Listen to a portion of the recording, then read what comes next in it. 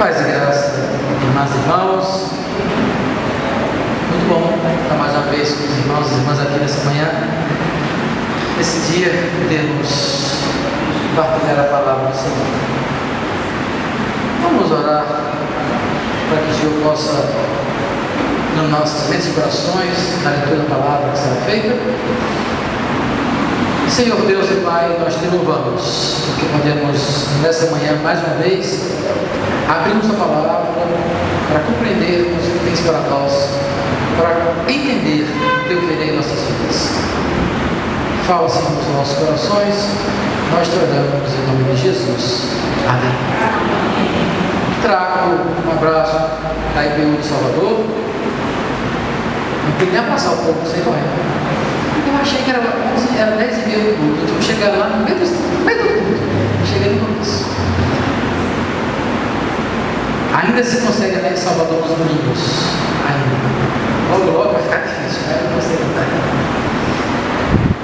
Irmãs e irmãs, nós estamos hoje no nosso 6º domingo do tempo comum. É o 6º domingo após a Epifania.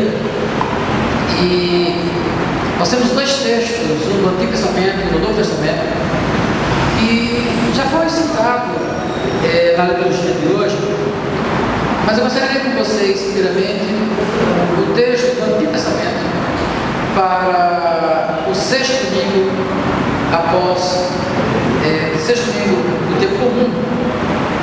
Jeremias capítulo 17, versículos 5 a 10. Jeremias 17, de 5 a 10. E assim nós lemos esse texto. Assim diz o Senhor: maldito o homem que confia no homem e faz da carne o seu braço e aparta o seu coração do Senhor. Porque será como uma tamargueira no deserto e não verá quando vem o bem. Antes morará nos lugares secos do deserto, na terra salgada e inabitável. Bendito o homem que confia no Senhor, cuja confiança é o Senhor, porque será como uma árvore plantada junto às águas, que estende as suas raízes para o ribeiro, não receia quando vem o calor, mas a sua folha fica verde, e no ano da sequidão não se afadiga, nem deixa de dar fruto. Enganoso é o coração, mais do que todas as coisas, e perverso. Quem o conhecerá? Eu, o Senhor, esquadrinho o coração e provo os rins, isto para dar cada um segundo os seus caminhos e segundo o fruto das suas ações. O Evangelho de hoje está em Lucas, capítulo 6. Lucas, capítulo 6, do versículo 17 ao versículo 26. Lucas 6, 17 a 26. Eu convido a igreja, aqueles que puderem, a se colocar de pé para a leitura do Evangelho do Senhor Jesus Cristo.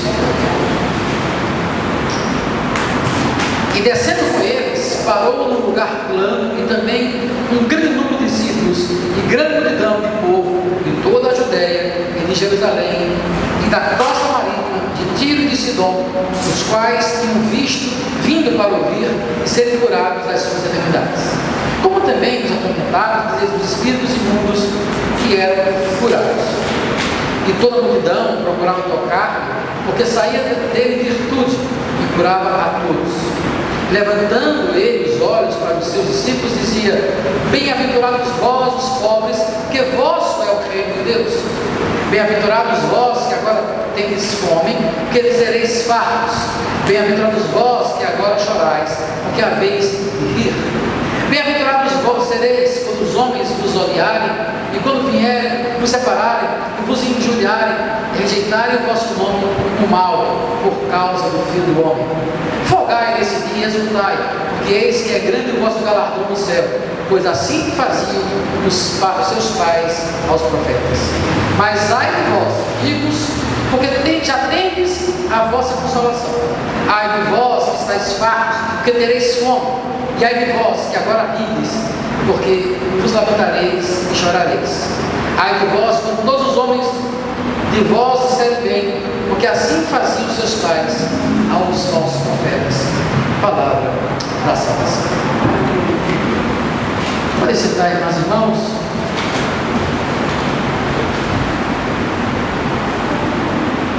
O texto de Lucas é o texto do chamado Sermão do Monte.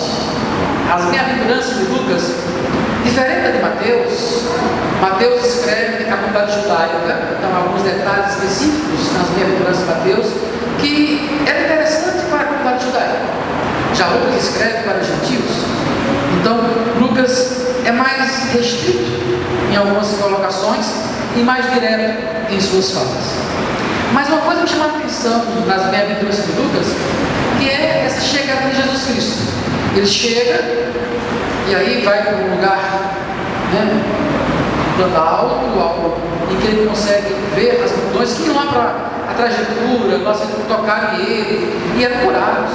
Mas ele fala para um grupo mais restrito. Diz que ele vira para os seus discípulos e os seus apóstolos, aquele grupo mais próximo de Jesus Cristo, e aí passa a ensinar. E aí começa das bem-aventuranças. E nessa fala de Jesus Cristo, ele faz uma relação entre a bem-aventurança, a felicidade, a bênção e os ais, a maldição, aquilo que não é tão abençoado para as pessoas. E a mesma relação que o profeta Jeremias vai fazer no texto dele. Ele vai falar dessa relação, bênção e maldição. Vai falar dessa relação antagônica entre o que é bênção e o que é maldição. E é justamente nessa relação que eu queria pensar com vocês, olhando para os dois textos. Essa relação, bênção e maldição. Eu quero pensar que a diferença entre a bênção e a maldição está em uma decisão que nós tomamos, de confiar ou não confiar no Eterno. Jeremias já começa com uma imagem. Jeremias já começa trazendo para a gente uma ilustração. Ele diz, olha, imagine uma árvore que está no meio do deserto, uma árvore bonita, frondosa, mas é uma árvore que não guarda água, uma árvore que não tem condições de produzir quando é tempo de seca. Essa árvore na secão, no deserto, no sol quente, esturricante, não vai produzir nada. Não tem como produzir porque não tem raízes profundas e se for profunda não vai chegar, porque não tem água no deserto. Então essa raiz, essa planta vai simplesmente perder sua beleza. Já as árvores plantadas junto ao ribeiro, com raízes profundas, mesmo em tempo de sol, mesmo que o rio venha a secar, mas porque ela conseguiu penetrar suas raízes bem longe, a terra úmida vai fazer com que as folhas continuem verdes e continuem a produzir fruto. E aí Jeremias traz essa imagem justamente para falar da relação bênção e maldição. E ele começa falando de maldição. Maldito o homem que confia no homem. Ele começa a falar dessa maldição. Jesus faz depois, né? Ai de vocês, ricos, ai de vocês que confiam na riqueza.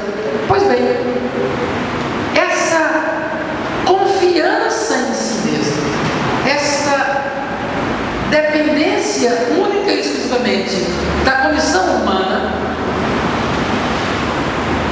leva àquilo que Jeremias está chamando de maldição. É meio contraditório em tempos como hoje, em tempos como o que vivemos hoje, em que existe uma supervalorização da confiança do ser humano em si mesmo, né? Esses coaches da vida, esse pessoal que traz a ideia de que se você confiar em você, você sai da sua zona de conforto, você vai ter sucesso. O próprio processo de educação caminha por essa onda com disciplinas como projeto de vida, empreendedorismo, que estabelece que você tem que ter autoconfiança para que você possa alcançar determinados lugares, chegar a determinados lugares. E aí eu acho legal, eu sou um velho Eu acho que a minha geração não sabe mexer com internet. Aí fica clicando em botão, aparece um monte de coisa para você, né? E aí, eu não assisto mais televisão, eu fiz só no Rios da internet. Eu dou risada. Eu perco tempo na Rios todo. Pô, esqueci isso aí, tá? Você fica vendo Rios. E aí aparecem umas coisas que me chamam muita atenção. As historinhas do tipo, vendendo caneta ficou rico e hoje não tem fábrica. Vendendo picolé na praia, hoje é rico e virou dono de sorveteria.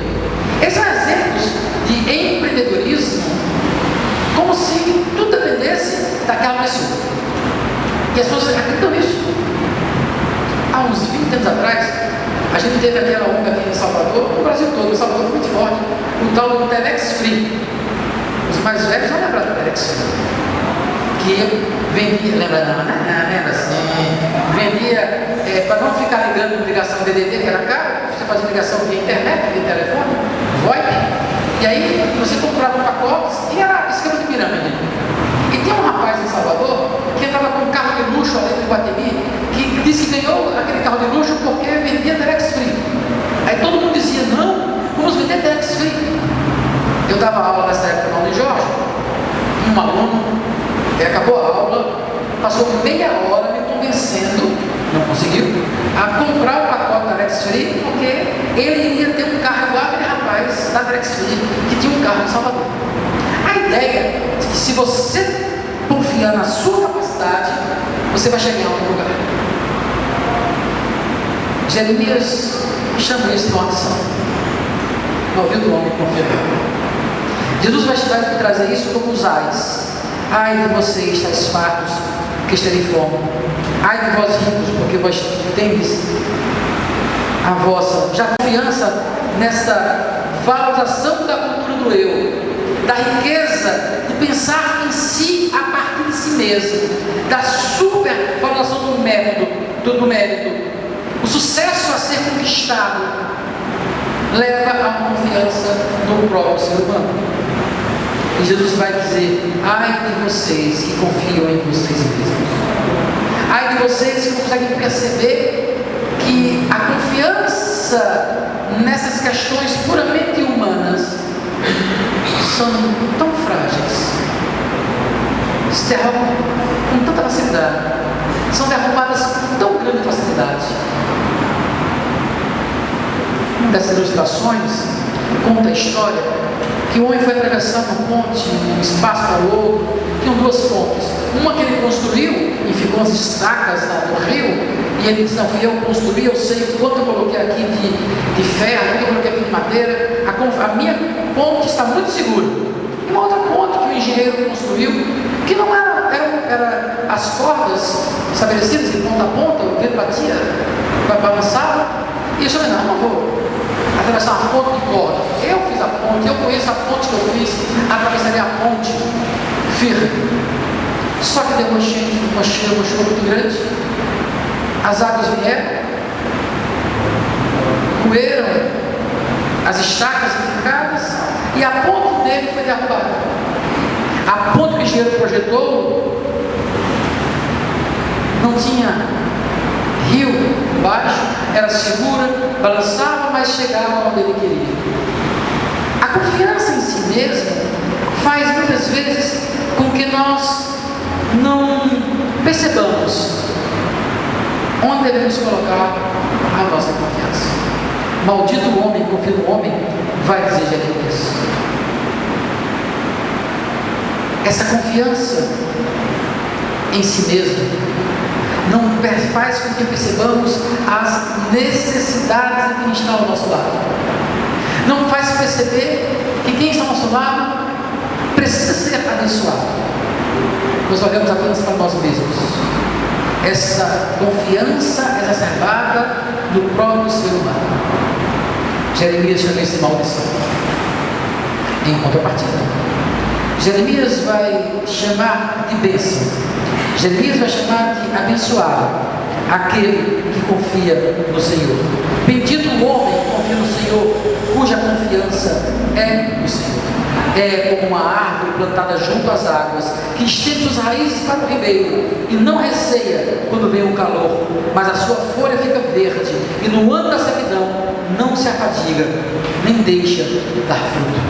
Jesus chama esse de bem-aventurado, de feliz. Feliz os pobres, que têm fome, porque deles é o reino de Deus, já vivem o reino de Deus. É a confiança, aquele que espera, aquele que depende, aquele que reconhece que o Senhor é Senhor humano, reconhece que não é mérito humano, o mérito não está nas riquezas obtidas, o mérito não está na condição humana de uma ação do próprio ser humano, mas está na confiança num Deus eterno, um Deus que sustenta as nossas vidas.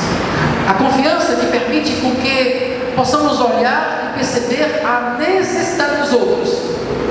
Jesus, quando vem ao monte, as pessoas vêm para serem curadas, querem tocá-lo, ele cura as pessoas, ele liberta as pessoas, ele está atento às necessidades, que aquele que confia no Senhor não olha para si mesmo, mas ao olhar para o Senhor, percebe a necessidade do outro, é seguro naquilo que faz, porque sabe que mesmo em tempo de sequidão, o Senhor está comigo.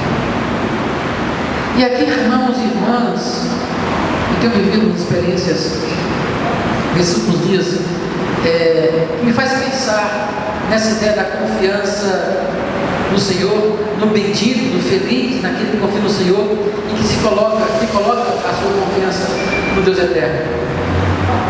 Eu estou numa fase de comer muito doce. Muito doce. Não para ficar doce. Porque quando eu estou ansioso, eu quero comer doce. Até o café que eu tomo sem açúcar, eu bebo açúcar. Lá na loja, assim, junto no caixa, nós temos paçoquitas. Paçoquita. Cada vez que eu saio da loja, eu pego uma. Cada vez que eu vendo, eu pego outra. Os picolés, as paletas que eu vendo na loja, cada vez que eu abro o freezer, eu pego uma polpa para fazer suco, já pego uma paleta. Então, eu estou numa fase de muita ansiedade, muito doce. E esses dias eu parei justamente nessa condição de comer doce. Tem algo errado. Tem algo que não está funcionando bem, porque quando eu estou nessa fase, eu sei que eu estou. Não estou bem. Não estou bem. E aí eu termino sendo grosso com os clientes, termino não tendo paciência. E ontem foi interessante. Chegou 2 clientes e disse: por que esse cuscuz não é assim?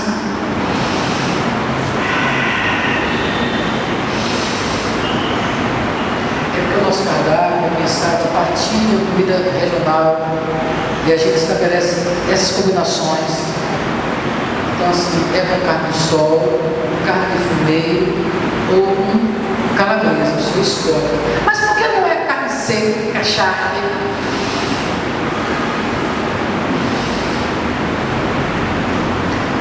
Lídia, minha filha, entendeu? Na Jerusalém, e aí entrei para a cozinha e fiquei respirando. Quase que eu dizia: vai para passar um chá e fazer o cuscuz. Aí eu fui, foi que eu fiz? Comi doce. Comi doce. Depois eu saí e expliquei para ele que a gente tinha chá, que a chá é frita, a gente tenta trabalhar com fritura com espaço pequeno, e a fritura vai demorar mais. Aí eu tentar explicar para ele, já está mais calmo. Então eu me peguei justamente nessa condição, uma série de fatores externos. E aí eu digo: o que está acontecendo? Onde eu estou depositando a minha confiança? Eu comecei a perceber que estava desviando a minha atenção da confiança num Deus que supre as nossas necessidades, um Deus que cuida, como diz Jesus Cristo: felizes os pobres, felizes os que têm fome, porque deles já é o reino de Deus. Eu comecei a olhar que a minha busca busca de confiança não estava necessariamente no Deus que supre as necessidades, mas na condição humana, naquilo que nós fazemos para suprir as necessidades, e não na ação de Deus. E eu comecei a perceber que essa busca de confiança no próprio ser humano, ou no caso, na minha própria ação, me deixa ansioso, irritado, comedor de doce. E que eu precisaria repensar onde eu deposito a minha confiança. E eu comecei a olhar e ver algumas coisas do Deus que, mesmo com o rio secando, mesmo com o sol esturricando, Deus tem sustentado essas vidas. Deus tem nos dado coisas que a minha ação enquanto ser humano não me daria. Deus cuida, Deus sustenta, Deus abençoa. E permite com que eu possa, a partir da bênção dele, ser bênção para outras pessoas. A bênção, irmãos e irmãs, é consequência de uma relação de dependência de Deus. E quando nós dependemos de Deus e somos abençoados, nós estamos atendo às demandas dos outros, como Jesus estava atento à demanda de quem chegava para ele curar.